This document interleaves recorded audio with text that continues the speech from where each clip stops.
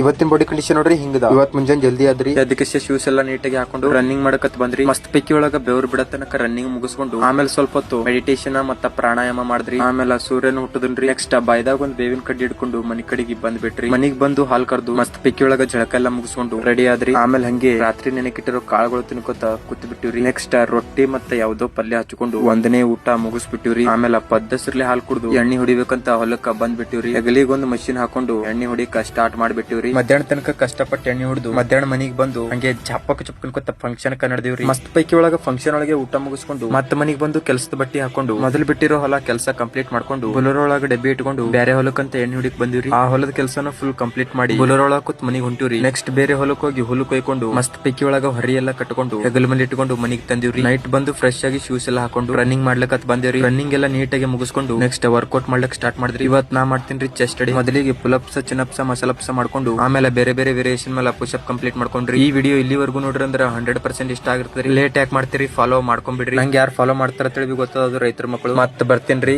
Ram Ram, Jai Shriram.